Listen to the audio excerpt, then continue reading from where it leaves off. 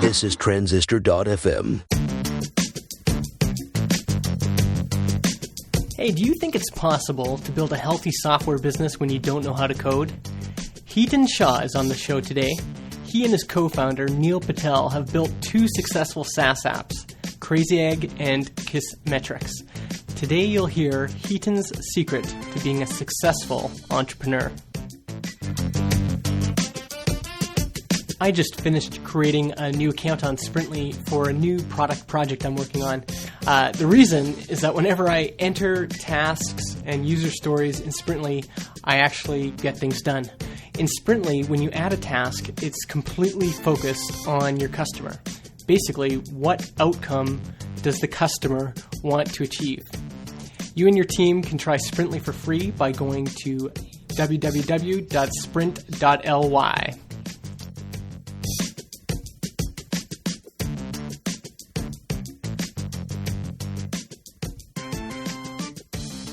Hey, this is Justin Jackson, and this show is called Product People. It's a podcast focused on great products and the people who make them. And today I'm delighted to be joined by Hiten Shah of Kissmetrics. Hey, Hiten, how's it going? Really good. Right on, right on. What's a regular Thursday look like for you? That's a good question. Today I happen to be in the office. I'm either usually meeting with other entrepreneurs, meeting with customers, or meeting with somebody on my team. And usually if I'm meeting with someone on my team, it has something to do with product. So that's probably why I'm talking to you today. That's pretty much about it. So today is a combination of all that. We have every other Thursday we have a all hands meeting at Kissmetrics. So that'll be happening in a couple hours after this. So yeah, that's it. Right on. And you're one of the founders of Kissmetrics. Are you the CEO right now? I was a CEO, and then we had a CEO join us late last year, and I'm technically now, my title is president. Right on, right on. Well, let's start by quickly describing your product. What is Kissmetrics? Sometimes I describe it as we do analytics stuff. We've been in business about 5 years. About 4 years ago, we came up with this idea of, after a few pivots, as they say, this idea that analytics really should be about understanding people and your actual users. Mm-hmm. And so we basically built a system that allows you to actually analyze your customers. And we started it by having a funnel report that had a lot of, if I do say so myself, a lot of innovation at the time at the end of 2009 that nobody else was really doing. And yeah, we've just grown it since then. We specifically target marketers. We also have a whole bunch of product people using us as well in terms of end users. Yeah. And, yeah. And so let's start by getting to know a little bit more about you and kind of your backstory. Where'd you grow up? When did you get into computers? And when did you start getting interested in building products?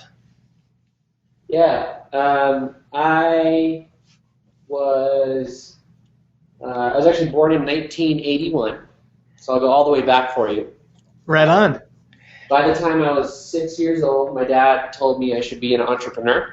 He's a physician. He's an anesthesiologist. Yeah. And by the time I was 8, I think partly to fuel that, he got me my first computer, which was I think like a 8086. Okay. So I'm from the 8086, 8088, 286, 386, Pentium 1, 2, whatever, all the way up. Yeah. I had a computer since I was 8 years old. So I've had a computer for 23, 24 years. So it's hitting on almost 25 years, and I grew up with a computer. Yeah. What was it about being 6 years old? Because your dad was a professional. Why did he look at you as a 6-year-old and say you should be an entrepreneur? I think it had something to do with the values he tried to instill in me, but a lot of it just had to do with, there's a lot of facets to that, of course, but one is control of your own destiny. So full control over, as much as you can possibly control in your professional and personal life. So I think that's a big deal for him. That's a lesson I learned from him. I think another thing for him is potential ability to impact the world. And so if you can make your own time, so to speak, you're able to impact the world in whatever way you want and have almost unlimited impact, so to speak. And so I think that was important to him. And then lastly is probably less spiritual or less philosophical and more practical in today's life, which is simply he went to work and he still goes to work and he makes money and he has some form of an hourly salary, right? Yeah. You can always back into that. My world isn't like that. So I think he really unknowingly probably in a way taught me a lot about leverage and how to leverage my own time so that I can do the most valuable things that I can possibly do. And the way you do that, which is another similar lesson that he taught me, he's very good at this actually, is how do you find very talented people to do things better than you and get them and enable them to do those things, and that should be your job. And I think only an entrepreneur can truly do that. Is kind of probably the way this is all my interpretation of how he sort of influenced me. I don't think it was none of those things did he deliberately say to me in that way. I learned by his example. He runs health fairs, health camps all over the world. Yeah. And they're all free, completely, 100%, all the way, and for anybody, whether you have health insurance or not, doesn't matter. And all the way from blood tests to mammograms to EKGs to even like he had his first U.S. surgery, free surgeries in America late last year, and he used to do those, or he still does, all around the world. But in America, that's a very difficult thing to pull off. So that was a big accomplishment for him. Huh. And where did you grow up? Did you grow up in California? So I was actually born in Zambia, Africa. Okay.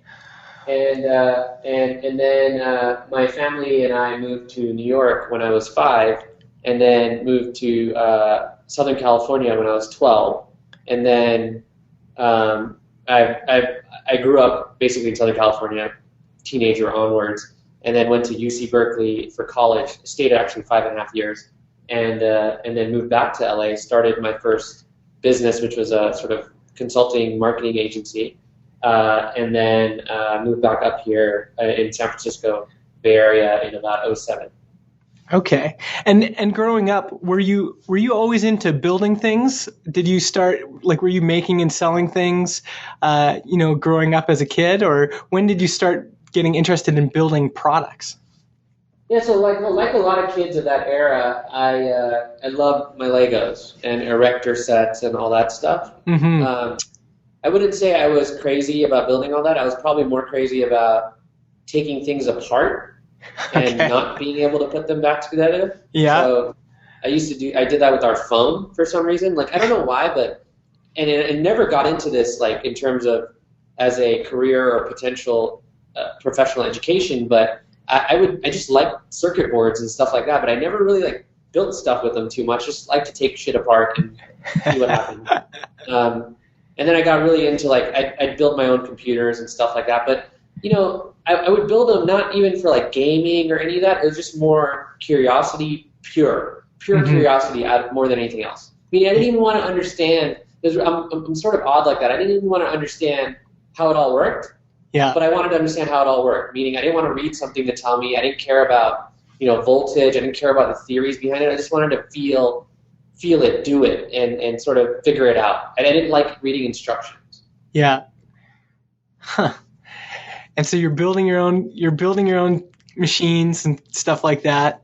Can you remember the first time you ever felt like an entrepreneur? Yeah, that's a good question. I never thought of that question, believe it or not. No, I can't, because it's not a feeling for me. Yeah. What is it? How would you describe it? It's me. It's just who you are. Yeah, it's not a feeling. I don't know how to feel like an entrepreneur. I know how to feel like myself. Yeah. Well, you asked me how am I doing when we first talked before you started recording or before we started, and I said no complaints. Mm-hmm.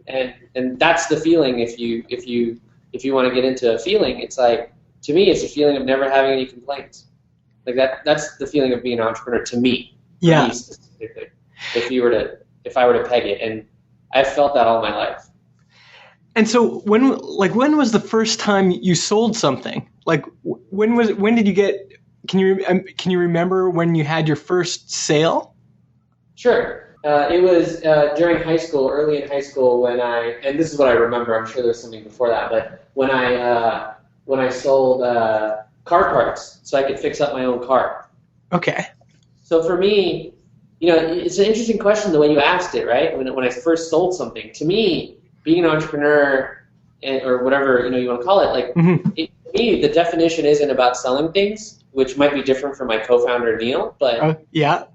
For me, it's actually building something out of nothing. Okay. Creating is so much more, to me, what I define as entrepreneurship than anything else. There's other people that create things too. There's artists. There's people that would say, I'm a creator. What do you think is the difference between an entrepreneur and someone like an artist? Maybe there isn't any difference. Like, we all need to create things. For the artist, it's creating for their own pleasure, but they created something from nothing. Blank slate, mm-hmm. and made it up. Yeah. I think that, and even the word entrepreneur, a lot of my friends don't like it, but, it is what it is. But, like, I don't have an opinion. I just think that's an easy way to define what we think an entrepreneur is or whatever that is. I think it's just a builder of stuff that didn't exist before. That's a definition for me. So okay. An artist could be that. Anybody. You bake it. You create bread, right? You take these ingredients, you put it in a bread machine, or maybe you don't. Maybe you're more pure than that, and you put it in the oven and you bake it, and then people eat it and it tastes good, and that's your product. You created it. That's mm-hmm. that's an entrepreneur in some way, shape, or form, because they had to put all this stuff together, put it in, do all the little things to make it happen, bake it, and then people consumed it.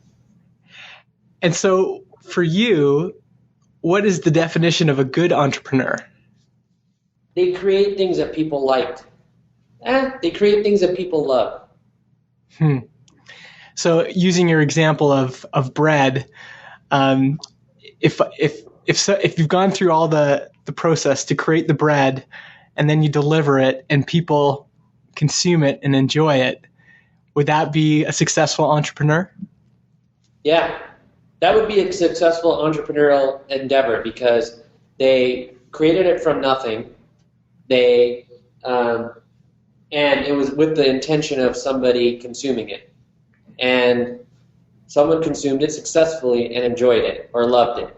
And that's important. That doesn't mean that you don't create all these things and they fail, and that's bad or anything. It's just that I wouldn't say that was successful in that case. If they made the bread and it tasted bad and nobody liked it. Mm-hmm. That means you got to try again. Mm-hmm. What do you think it is about, now that we're kind of on this tangent, we'll get back to your story in a sec, but what do you think it is about, I think there's a lot of people that want to be entrepreneurs. There's a lot of people that want to build products. But there's definitely this line. There's some people that can't get past, they never bake the bread. They never actually, they might bake the bread, but then they never deliver it to any customers. Other people, they seem to just get stuck along the way. People that want to be entrepreneurs, what's the part that they trip up on the most? I don't know. I mean, I think every entrepreneur, everybody trying to create something is different, right? And if I were to just pick on one thing, I mean, I'd say that they don't bother to figure out. Yeah, I guess I would say that they don't bother to figure out what it is that they should be creating that people will love. Mm-hmm. Like that's actually probably where most entrepreneurs get stuck, which is, if I were to point one thing out, it's like, you have to build things and people have to love them, or you don't have a business and you actually haven't built anything worthy of being built. Now that could just be that, you cook dinner for your spouse and they love it, and that's an endeavor that worked out and that was great. But like, if you don't know what he or she likes, or how to make it so that it's something they love, whether it's just your company or whatever. That experience, that whole process, I would say is an analogy for products on the web today or whatever would be that you're really trying to figure that piece out of like, what is it that I can create, and why is someone going to love it? And that boils down to me, it's all product. Mm-hmm. Honestly, to me, like something I've been thinking about a lot is just this idea that I think almost any problem you see in a company usually boils down to the people, obviously, in the company and what they're doing, why they're doing it, et cetera. But really, a business problem usually boils down, if taking out the people, it usually boils down to the product. Mm-hmm. And going back to your story now, can you think of a time where you built what was the first time you built something that somebody loved? And maybe while you're thinking about that too, can you think of also some times where you built something and for whatever reason people didn't like it? Yeah, I mean, that goes back to my answer. I mean, honestly, either of those I can't really remember, and the reason why is I've built so many things. I don't even know this is the first thing I've built. I don't even remember. Like, I can't even tell you. It's been about 10 years on the internet. So on the internet, and doing business on the internet, I don't even remember. Yeah. And my memory is generally pretty foggy. So that's part of the problem, especially further back it goes. But I can tell you my moments of joy, and they have a lot to do with the feedback loop of just knowing that what I'd done was appreciated. And I think that's one of the things that's actually hard to manufacture, right? The fact that you do something and it's appreciated by, let's say, your customer. So, for example, I'll flip it around and say, the time when I sort of felt joy of what I built was kind of weird, but it's like we were working on CrazyEgg, which is a software product we still own. It's self-funded, and it basically shows people, the tagline for it is basically see where people click and live on your web pages. And we built it really early, and at some point, the folks at 37 Signals got wind of it. And this is when, they've always been popular, but they were idols of mine at the time. And, people I looked up to because they built software products and were successful doing it. And, they created Ruby on Rails. At the time, CrazyEgg was built on Ruby on Rails. And, they did a blog post about CrazyEgg and how much they loved it and showed screenshots of their heat maps. And that was pretty awesome. Mm-hmm. And you'd think that just the feeling of that blog post and people I respect kind of,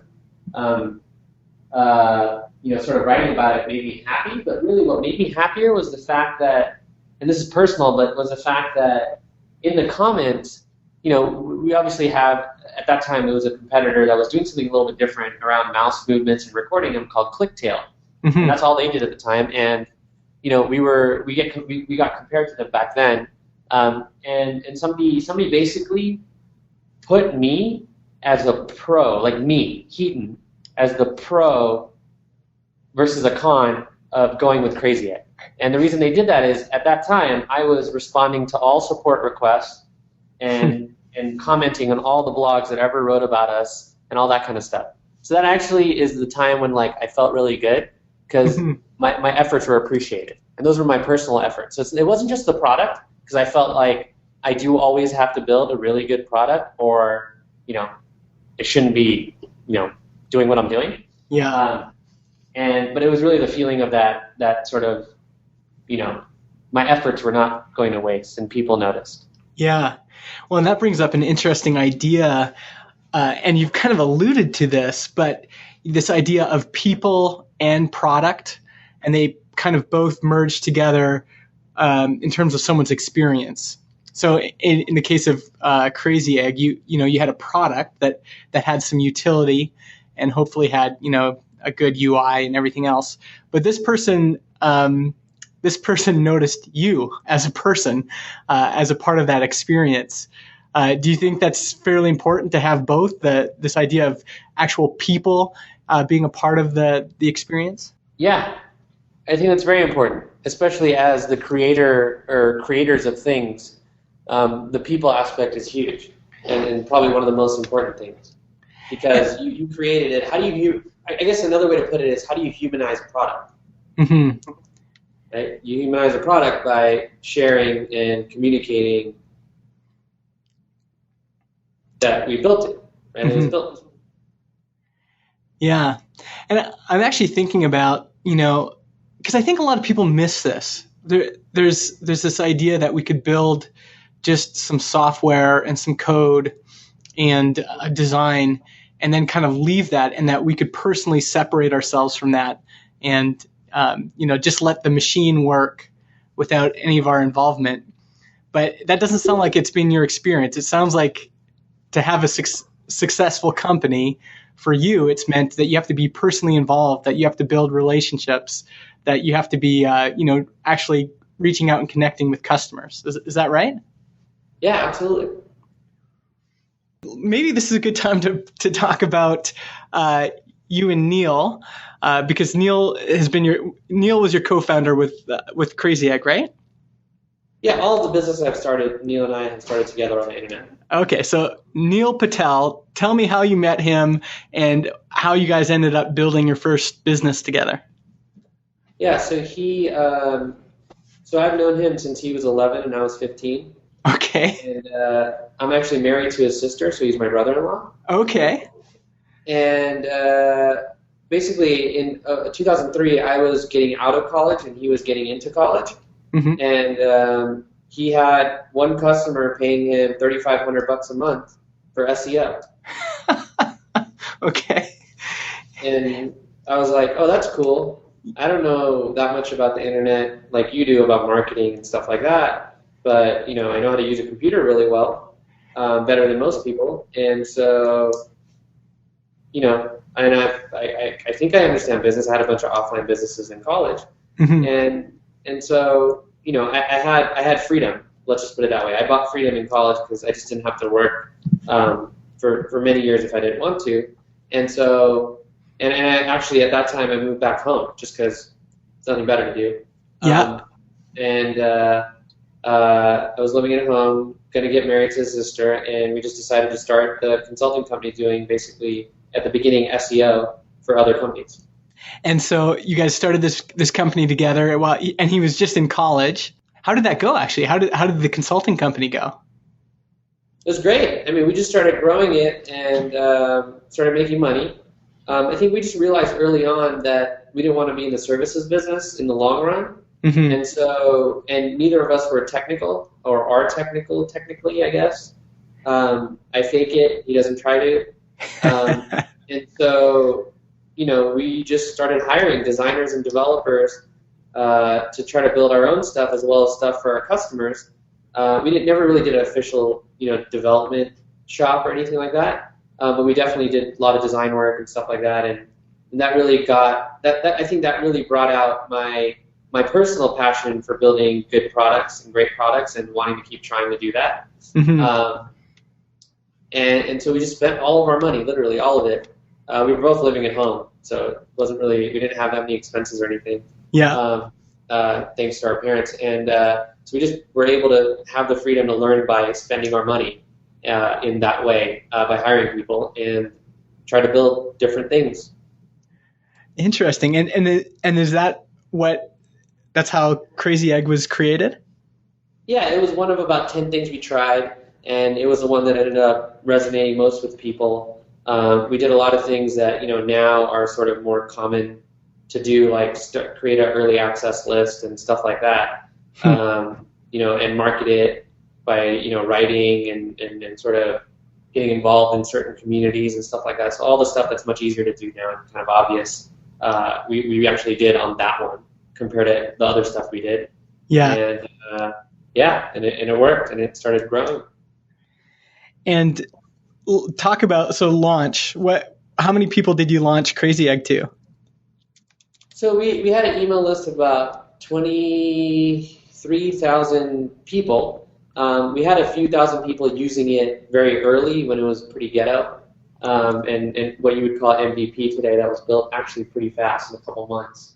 Okay. That was pretty fast. We basically just blasted the list. The day we launched, we got on Dig, which drove a lot of signups and traffic. And originally we had a free plan. That product doesn't have a free plan anymore. And that all just started driving the initial growth and conversion and stuff like that. And from day one, it was a paid product. We also are probably one of the first companies to do a table with tiered pricing and pop out one of the price points. Okay. So, and then everyone else started doing it, including 37 Signals, but that's something else prior to that. Like, you could even still type in, like, CrazyEgg pricing table and get a link from 2007 where someone tried to copy our pricing table. And wrote all the code on how to do it. Like, this was, like, back in the day when that stuff just wasn't that easy. I just pulled up that article, and it still exists. Pretty hilarious. Yeah. And then we did something really slick, actually, at the time that we don't do anymore, where when you click the price point, it would shift to the left, and then the sign-up form would appear. So little things like that, we always, to me, that's product in a lot of ways, but we came up with really cool stuff like that. We had some awesome designers we were working with at the time, and I think we'll circle back in the second part of the show to that idea of having a list of 23,000 and, building that kind of audience. One thing that's interesting that we've been talking about a lot lately is, there's a lot of people that are trying to build things by themselves. And you and Neil have built, like you said, almost everything together. Was that something that you'd planned? Like, was that something you realized that you guys together were stronger as a pair than you would be just trying to build something on your own? We're very complementary at this point. He's really into sales and marketing, and I'm really into product and engineering. Mm-hmm. And so we just complement each other, and we both cross over quite a bit as well on both of those things as well. So, it just sort of evolved over time. We've been working together 10 years now, so we have a pretty good flow, that we figured out over that period of time. Do you think it's easier for people to actually start something and ship it when there's two of you as opposed to just one person, working in their parents' basement? That's interesting. Just like with most things in life, I think it depends. And I just say that because I've seen both work. A whole bunch of my friends have been single founders, like just single one founder, no co-founder. And I think it's better when there's two people. In general, you have somebody to bounce stuff off, but then it can complicate things as well because now you got two brains you got to deal with, right? Yeah. It's all relative. If you're able to do all the stuff yourself, and it just happens faster that way, and that's your way, that's great. But one thing to think about is as you scale something, you do end up having to have other people help you. Mm-hmm. Right? Yeah. And what were some of the lessons you learned as you were, building CrazyEgg in terms of putting together a good team? What were some things that you kind of learned along the way? I think the big thing we learned with CrazyEgg is simply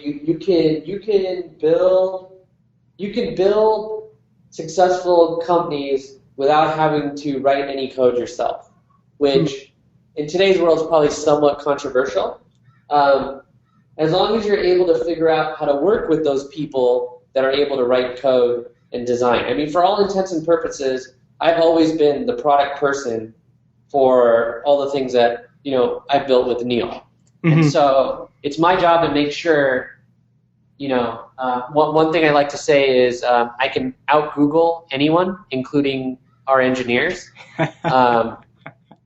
So that's a helpful skill. It helped that we were into SEO and stuff like that early on because also I love finding information that's useful to me. Mm-hmm.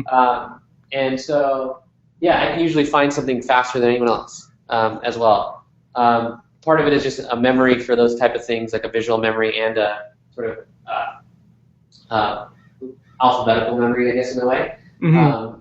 And then I know how to use a search engine. So I think. For me, that's probably the biggest takeaway, which is and it's counterintuitive today. That being said, I know how to edit code to the point where it can be very dangerous, but I don't know how to write code from scratch personally at the moment, except maybe some sort of PHP code just because I've spent too much time in WordPress. Yeah. But that's sort of, I guess, the biggest lesson which might be counterintuitive to a lot of people. Yeah. Well, I think that's great. I mean, there's a lot of people out there that, would say they love technology, but for whatever reason, they wouldn't describe themselves as a designer or a developer. And it's nice actually to have those examples of people that kind of fit outside of the designer developer kind of molds. There are some people that love technology, but and are still building products. Right. Yeah. I mean, it's totally possible. It's just you have to learn on the job, and you have to basically be able to speak to engineers and designers without sort of seeming completely ignorant. Yeah. And so what led to the creation of Kissmetrics? Yeah, I mean, it's pretty simple. Like we had CrazyEgg, so we understood how that business worked, and we were basically building a second product that was, the purpose of it, the goal of it was to take on basically a bigger opportunity. Mm-hmm. And the way we describe it is at that time there was Omniture, which was targeting really large companies, and Google Analytics, which was free, targeting everybody. And there wasn't really a brand or a business in the middle. And so that's what our goal with Kissmetrics was, which is can we go in there and build a product that's right in the middle between those two, that's very valuable and useful to companies. Yeah. And so you started Kissmetrics in 2008, right? Right. And for Kissmetrics, you raised capital. How much did you raise? With Kissmetrics, the first round, we raised about $1 million. Okay. And what was, because you'd bootstrapped CrazyEgg, right? Yeah, self-funded. Yeah. Okay. And so why did you decide to raise venture capital with Kissmetrics? Some of the same folks that we pitched CrazyEgg to, which we never raised money for, and they wouldn't fund it just because it was low price points, and people barely understood how those businesses scaled. Now it's sort of more common. So we didn't raise money from those folks, and we ended up having this bigger idea with Kissmetrics that they felt was more a venture fundable business. So they were willing to write us a check. So that's one reason. And another reason is CrazyEgg was doing great and it was going to grow, but Neil and I have always found a way to, sort of unspoken, but it's been more deliberate, over time, to basically learn by doing and optimize for learning over money or anything else. Because we really believe that experience is really what we really are driven by, just more experience, more learning, more knowledge, more information, more ability to do new things that we don't know how to do. I don't think either of us fears the unknown at all at this point, especially, or has any fear of anything, to be honest, especially in business. So we just optimize for, okay, what does venture capital feel like? What can we do if we actually had money up front versus having to fund everything ourselves? Mm-hmm. And a lot of people talk about startups, and especially the amount of, there's obviously a lot of money that's required or can be required. But the other side of that is people always say that it takes an enormous amount of time and energy. Has that proven true for you guys as well? Does it really take as much time and energy as people say? It's a good question. It depends how deliberate you are about your goals. Mm-hmm. Really. If your goal is to build the biggest business possible as fast as possible, yeah, it probably takes that kind of energy, so that you're just hammering all the time and trying to get things done. That being said, there's probably ways to grow a business without having to, by not thinking of it that way and almost doing the opposite, which is what's the least amount of time I can spend to have the most, make the most money or have the most impact or get the most customers. So it just really depends on your thinking and your goals. And we talked a little bit about this before the show, but you're a family man. How many kids do you have? I just have one kid. He's 3 years old now. Okay, so you have this young family, and how have you balanced this startup life, which some people can say can take your whole life if you let it, with having a family and being a dad to your son? Yeah, I mean, for me, as I was growing up, one, my dad told me to be an entrepreneur. Two, he highly suggested and recommended that I get married early and that I have a kid early. And so my short, quick answer is, marry well, so to speak. Marry someone that understands you and get to know them early. And so, my wife and I started dating when we were 15. And so that's probably my secret weapon is her when it comes to that.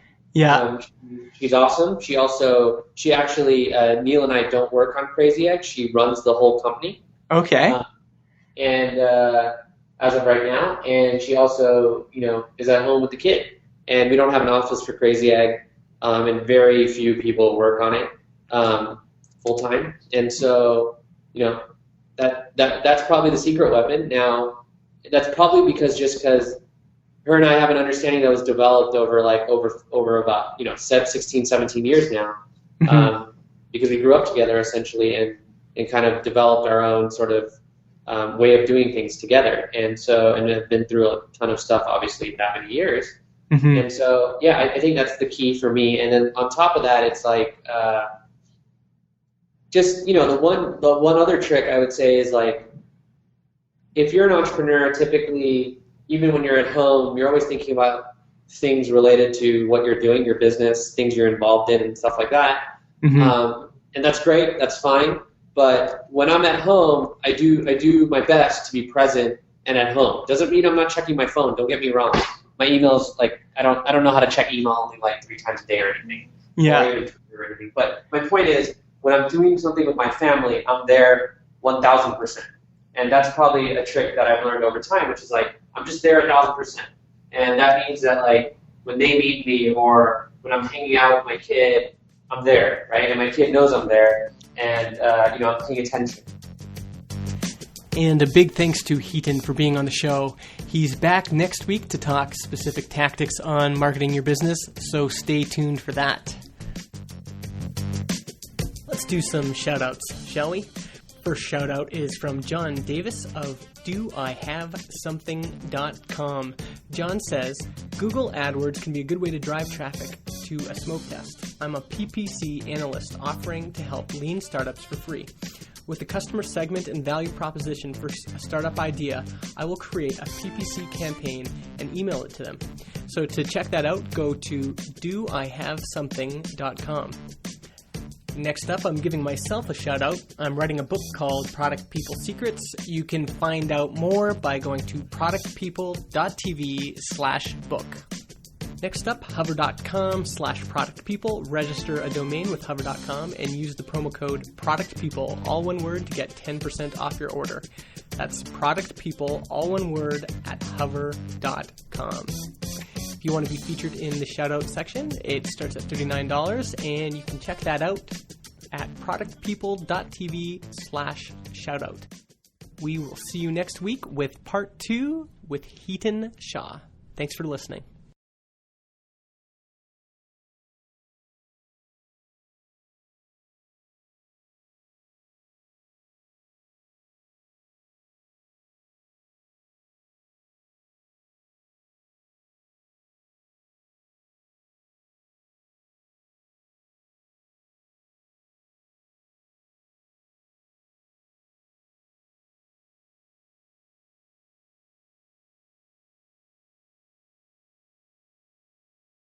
Podcast hosting is provided by Transistor.fm.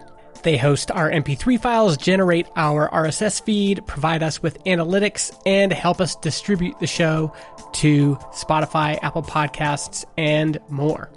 If you want to start your own podcast or you want to switch to Transistor, go to transistor.fm/Justin and get 15% off your first year.